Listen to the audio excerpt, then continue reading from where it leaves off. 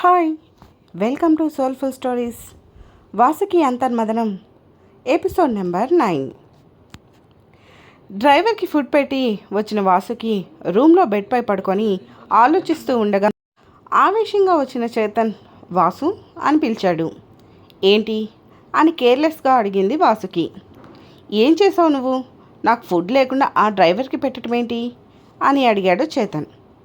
వాడికి పెట్టినా తప్పులేదు, మా ఇంట్లో పనిచేసే మనిషి. నువ్వు ఒక పూట తినకపోతే నష్టమేం లేదులే అని కరుకుగా అంది వాసుకి. ఎందుకు వాసు ఇలా చేస్తున్నావు? నేను నీకు ఎంత దగ్గర అవ్వాలి అనుకున్నా దూరం పెడుతూనే ఉన్నావు అని బాధగా అడిగాడు చేతన్.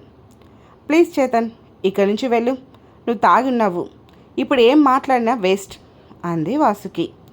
నాకు నువ్వు కావాలి వాసు అని అడిగాడు చేతన్. ఆ మాటతో కానీ నాకు నువ్వు వద్దు వద్దు వద్దు, నేను మళ్ళీ మళ్ళీ మళ్ళీ మోసపోవాలి అని అనుకోవటం లేదు చేతన్ అంది వాసుకి.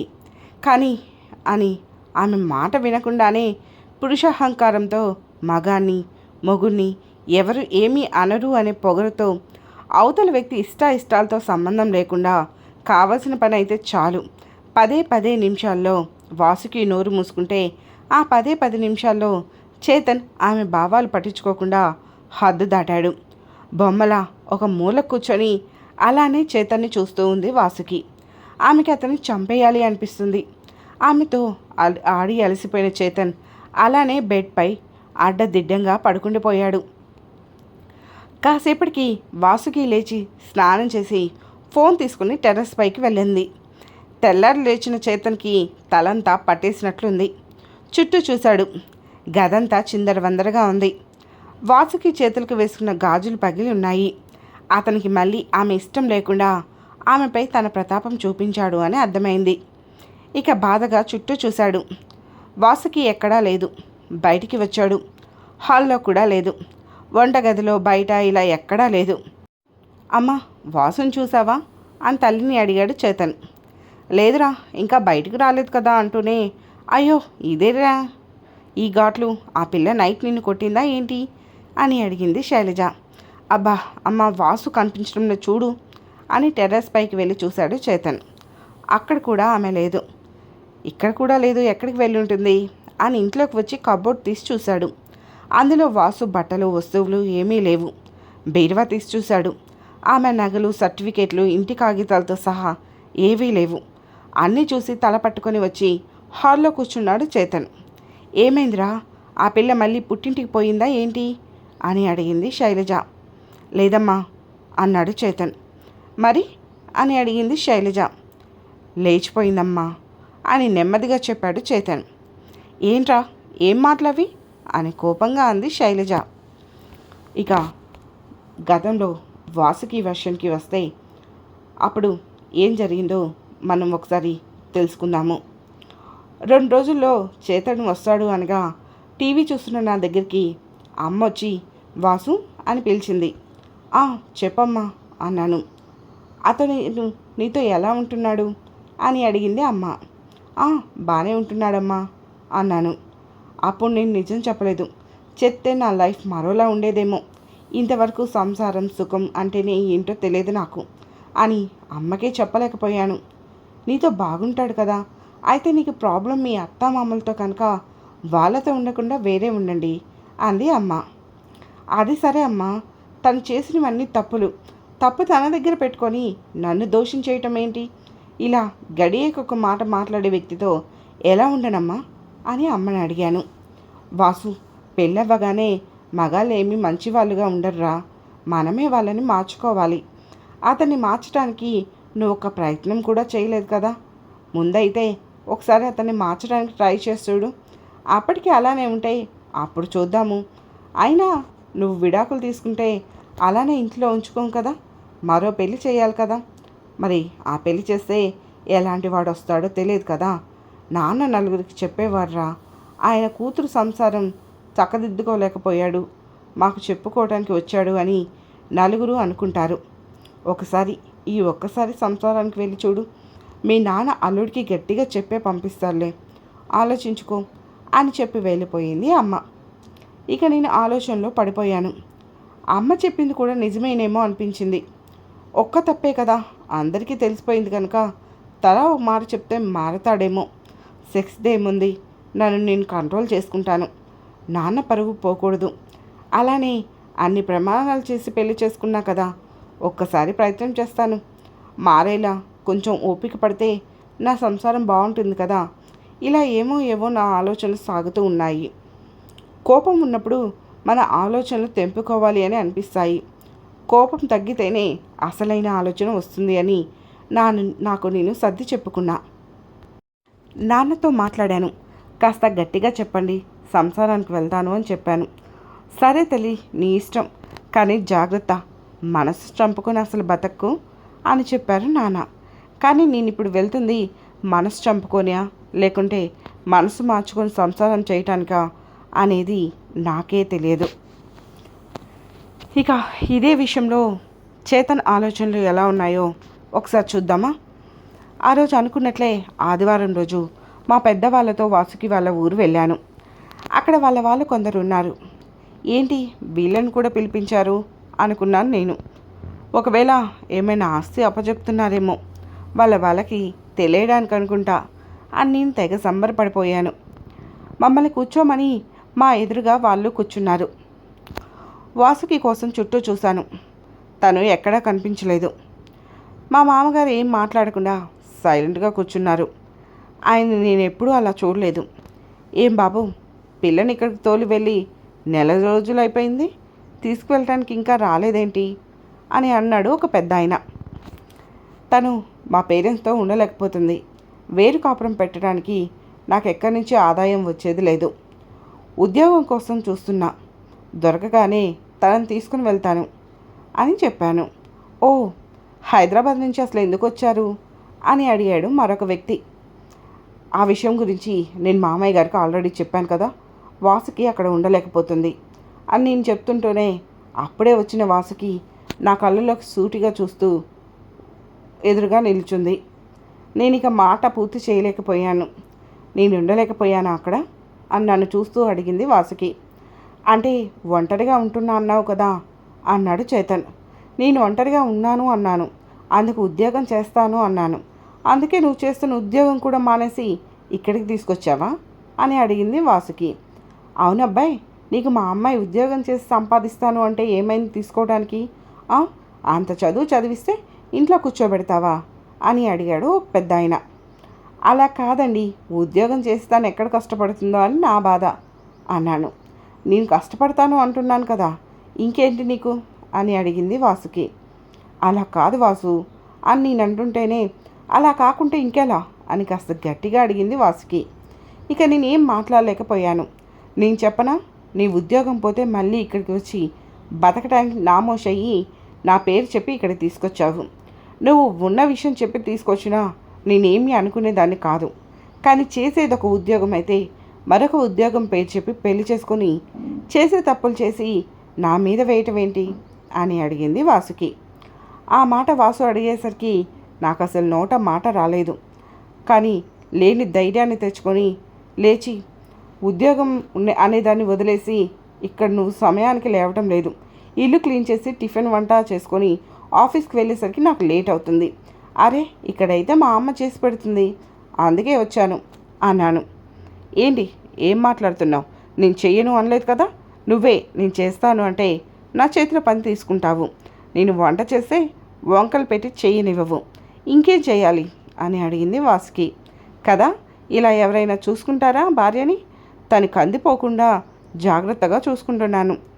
పెద్ద ఉద్యోగం, ఆస్తి, అంతస్తు ఇవేమీ కాకపోయినా కన్న కూతుర్ని జాగ్రత్తగా చూసుకునేవాడు వస్తేనే కదా ఏ తల్లిదండ్రికైనా సంతోషం. నేను అదే చేశాను. ఇంకా తన పేరెంట్స్ని మిస్ అవ్వకుండా దగ్గరికి తీసుకొచ్చి పెట్టాను. ఉద్యోగం రాగానే తీసుకుపోయి వేరు కాపురం పెడతాను అంటూ ఇలా అటు ఇటు మాట్లాడి అందరికీ వాసుకి మీద బ్యాడ్ ఒపీనియన్, నా మీద నెగిటివ్ ఒపీనియన్ పోయి కాస్త పాజిటివ్గా మార్చాను. అంతే, ఇక అందరూ కలిసి వాసుని తీసుకెళ్ళమని ఫోర్స్ చేశారు. నేను లోపల సంతోషపడ్డాను.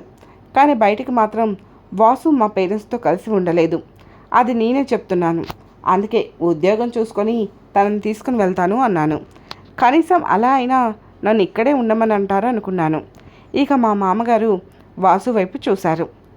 వాసు నెమ్మదిగా కళ్ళు ఆర్పింది. సరే, ఉద్యోగం నేను చూస్తాను, వారం రోజుల్లోపు నువ్వు ఇల్లు చూడు, మేమే అమ్మాయిని తీసుకుని వస్తాము అని అన్నారు మామయ్య. నీ షాక్.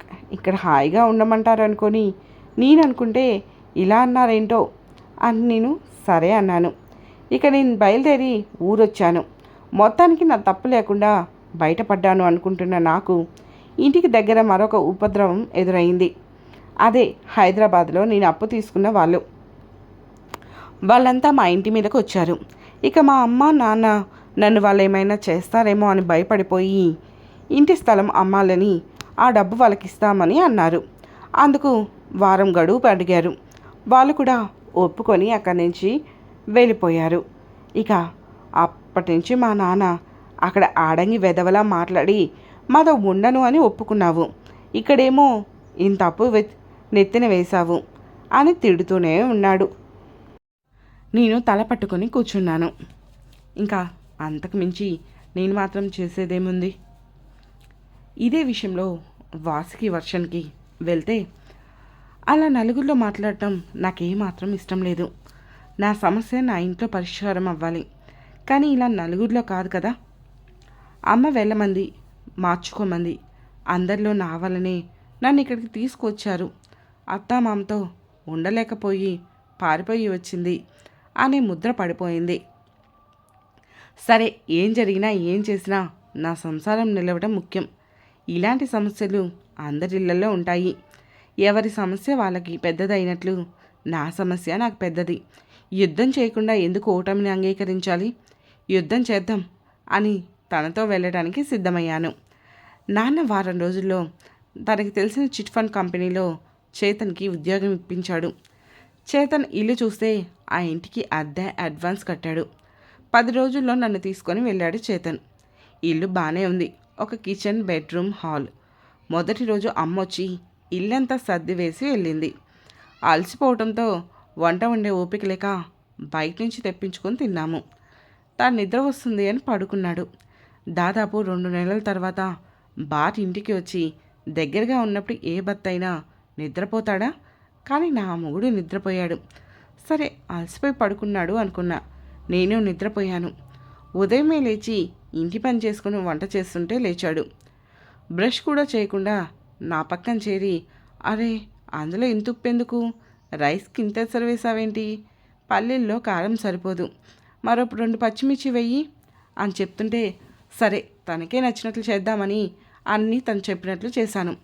ఫ్రెష్ అయి వచ్చి తినడానికి కూర్చొని నేను చేసిన వంట తిని అతను పెట్టిన వంకలకి నాకు అసలు జీవితంలో వంట చేయాలంటేనే విరక్తి పుట్టేలా చేశాడు.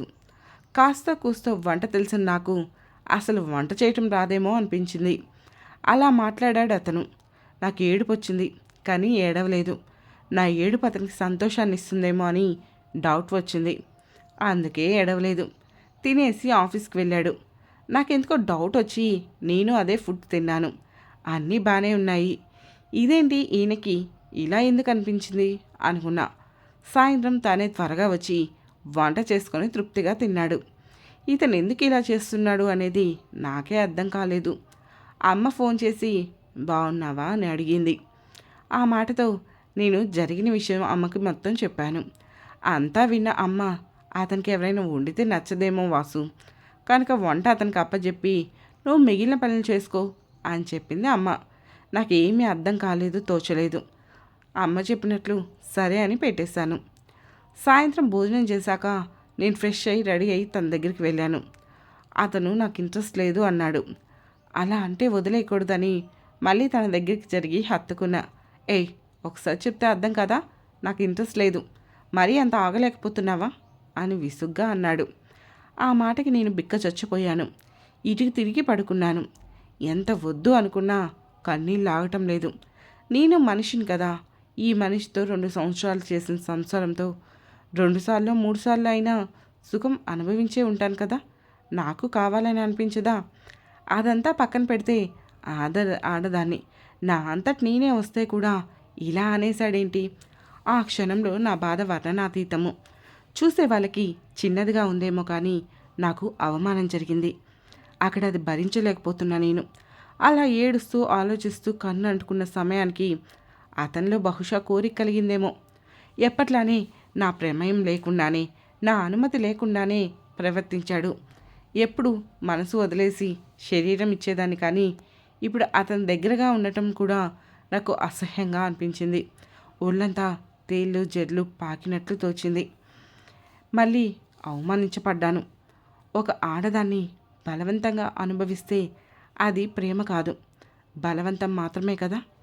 అలాంటిది ఒక భార్యని బలవంతంగా అనుభవిస్తే, అలా ఒక ఆడదాని జీవితంలో ఎన్నోసార్లు ఇలాంటి పరిస్థితికి గురవుతూనే ఉంటుంది.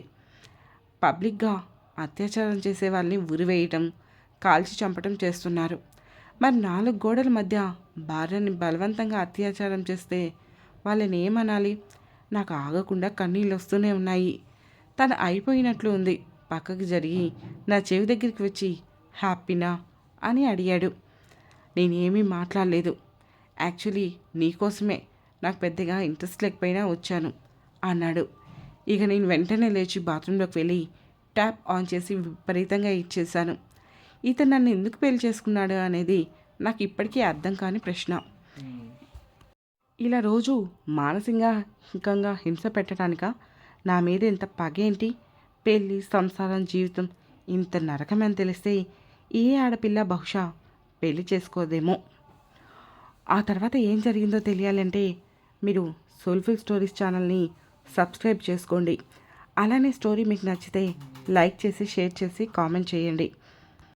100% లవ్ అండ్ వార్ స్టోరీ నేను ఖచ్చితంగా ఇస్తాను.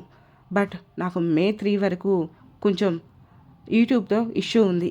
అది క్లియర్ అయ్యాక ఇస్తాను. అప్పటి వరకు ప్లీజ్ నన్నైతే అన్సబ్స్క్రైబ్ చేయకండి. Please do subscribe and share, like. Thank you so much.